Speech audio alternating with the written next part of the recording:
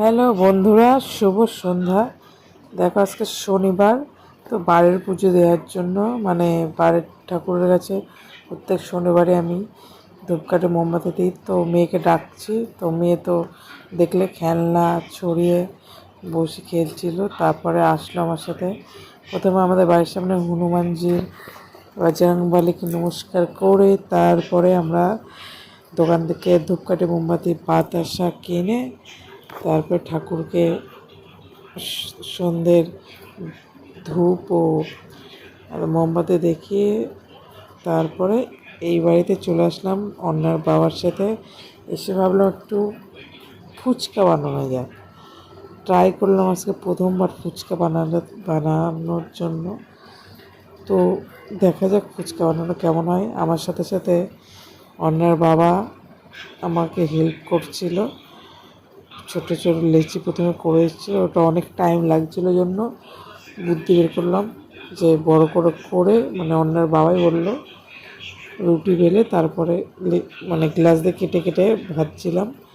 তো দেখছিলাম ফুল ছিল, ভালোই মোটামুটি হয়েছিল, মচমচে ফুচকার মতনই হয়েছিল, কিন্তু আর একটু পাতলা করে বললে হয়তো বেশি ভালো হতো। যাকে প্রথমবার ট্রাই করেছি, মোটামুটি খারাপ হয়নি। একে একে ওর বাবা ভাজতে লাগলো, আমি বেলতে লাগলাম। তারপরে তেঁতুলগুলা জল করলাম, ওটা করে তারপর আবার আলু সিদ্ধ বসিয়ে দিয়েছিল। আলুটা মেখে নিলাম লঙ্কা চটকে লবণ দিয়ে বাদাম দিয়ে ভালো করে। তারপরে পাশে তেঁতুলগুলো জলও রেডি হয়ে গেছিলো। তারপরে আমার মা এসেছিলো, মানে শাশুড়ি মা। তারপরে সবাই বসে পড়লাম ফুচকা খেতে। বড়মশাইকে একটা একটা করে ফুচকা দিলাম, শাশুড়ি মা খেলেও শ্বশুরমশাইকে দিলাম। মেয়ে একটা শুকনো ফুচকা খেয়েছিল। তারপরে আমি একটা ফুচকা নিজের জন্য তৈরি করে নিলাম। দেখো ফুচকা কেমন হয়েছে, মানে দেখে কেমন লাগছে তোমাদের জানিও। তারপরে একটা ফুচকা তৈরি করে আমি নিজে একটা খেয়ে নিলাম।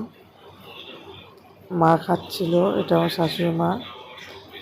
তোমরাও একটু খেয়ে নাও। সব আই এম জোকিং। যাই হোক, তারপরে কিছু ওই মানে ফোলেনি যে ফুচকাগুলো বলে ক্যাট ফুচকা, ওইগুলো একটু চুরমুর করে নিলাম।